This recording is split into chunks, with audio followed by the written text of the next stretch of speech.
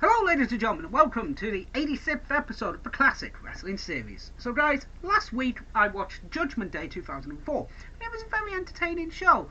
There was some things that I didn't like on the show, but you know, you have to take the good with the bad. But as I said ladies and gentlemen, last week it wasn't technically the first pay-per-view from WWE in 2004 after Wrestlemania 20. It was, however, Smackdown's first show after Mania. But what was the actual first show? Well, that goes to Backlash, ironically enough, 2004. So, let's watch this, shall we? So, ladies and gentlemen, it is Sunday, April 14th, if I recall, April 18th, I do apologise, and we are here in Edmonton, Alberta, Canada, on what would be known as Chris Benoit Day at the time. So, ladies and gentlemen, our main event is the rematch from WrestleMania 20, Hunter versus Shawn versus Chris for the world title. And we're kicking things off with Ric Flair versus Ain't No Stopping Him Now, Shelton Benjamin. So we just had Shelton Benjamin versus Ric Flair. This match was very good. As an opener, it was okay. There wasn't really a lot of it going on. It was just old school versus new school.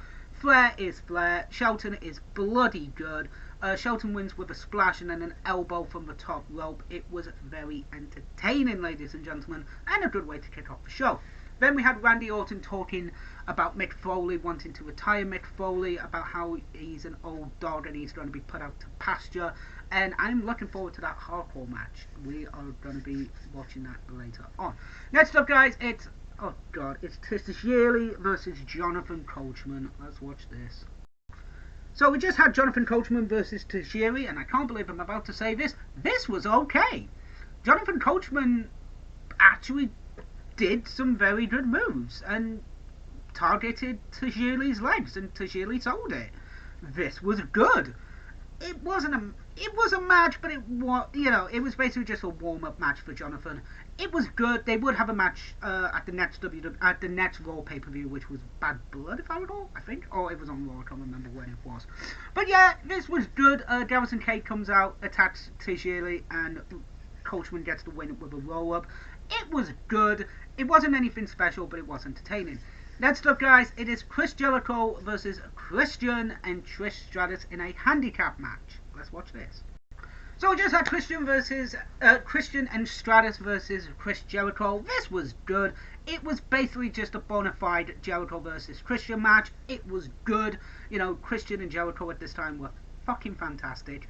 Trish did get involved, but, you know, at the end of it, all that accomplished was just a couple of slaps, clothesline, walls of Jericho, and that's really it. And a spear from Christian that leads into the enziguri for the win for Jericho. It was good. Jericho did need a win after Mania 20 because he was humiliated on the show, and it was a good match, so can't go wrong with that. Next up, ladies and gentlemen, we have Eugene in the back. Oh, this is not good. Wasn't a fan of this, but you know, Eugene walks into the women's locker room with Molly Holly and Gail Kim there, and then Regal comes in, apologises, and runs right out. I kind of did like the pairing of Regal and Eugene. I did like it. I thought it was very entertaining. A lot of people didn't like the gimmick for what it was, but it's like the Rico situation for Judgment Day.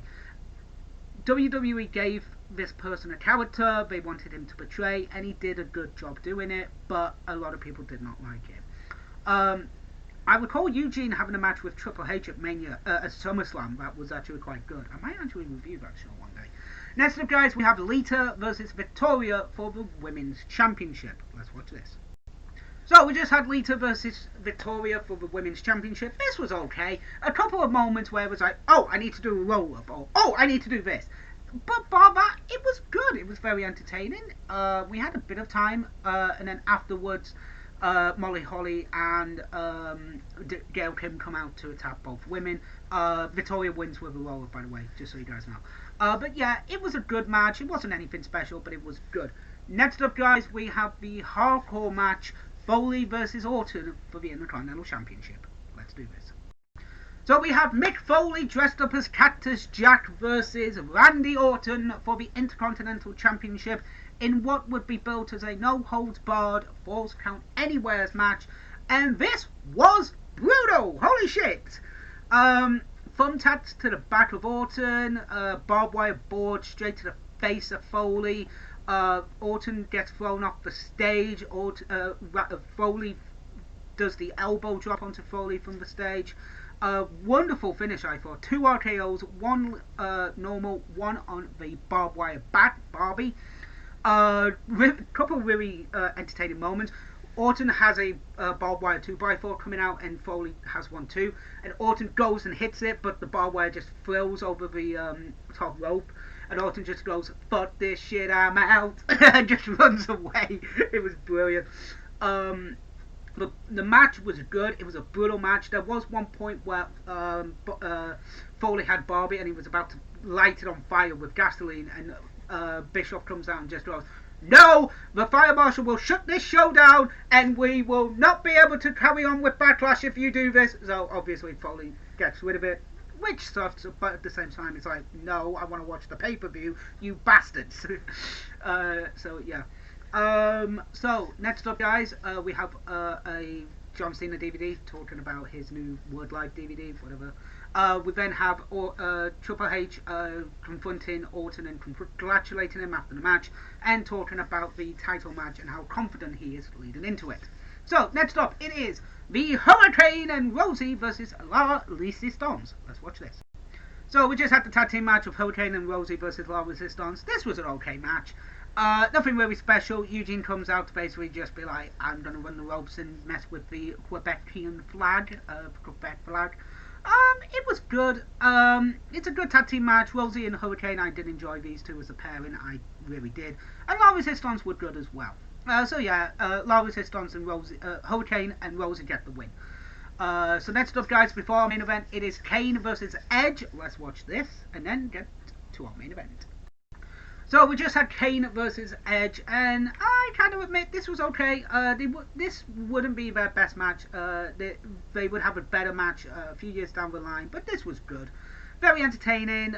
Edge wins after kicking Kane in the dick and hitting him with the cast that he's got because he legit broke his hand. And then spear for the 1-2-3. If the referee did see that, Edge would be suspended. Didn't see it, obviously. But yeah, this was a fun match. I wouldn't have liked Edge until he turned into the Rated R Superstar after winning the Money in the Bank at Mania 21 and becoming the Ultimate Opportunist a few years later. But yeah, this was a fun matchup. So now, ladies and gentlemen, it is our triple threat main event. It is Kane, Triple H, Shawn Michaels, and Chris Benoit. Let's watch this. So we just had our triple threat main event, Benoit, Shawn Michaels and Triple H. This was a very good matchup. Not as good as their WrestleMania 20 matchup. I thought that was a better matchup. But this was good. Benoit gets a win with the sharpshooter after Shawn Michaels being in it for like 3 minutes and literally just taps at the end. Kind of a nice thing for Canada to have Shawn Michaels tap out to the sharpshooter after what happened in 99. 96 and 97. And literally, sorry, I've just not comment on this. Somebody just throws a Canadian flag into the ring and Benoit just looks at it and just goes, "Oh yeah, I'm Canadian," and picks it up and just be like, "Yay, I'm Canadian!" No, I'm joking. I think it was actually Nancy that threw it in, to be fair. But this match was good. Did it live up to their Mania 20 match? No, not particularly. It was still a very good matchup. But what did I think of the show? Out of the 2 pay-per-views from Raw and Smackdown, I did enjoy both, but I preferred Backlash more. Both shows did have their weaknesses. The women's match was on a bit of a weaker side, but it would be good. It was still okay. Main event was good. I would have to admit my favourite match was the hardcore match. Foley versus Orton was my favourite matchup of the night. But again, Raw, SmackDown, if you would have bought one of the pay-per-views in 2004, which one would you have bought? Personally, I would go for Raw because Benoit, but being an Eddie fan, I would have bought SmackDown as well. I think that would have been the only way I would have bought both, is because of Eddie and Chris being the world champions on Raw and SmackDown respectively. So ladies and gentlemen, thank you very much for watching episode 86 of the Classic Wrestling Series. I will see you later tonight for AEW Dynamite. I will see you then. TTFN. Ta-ta for now.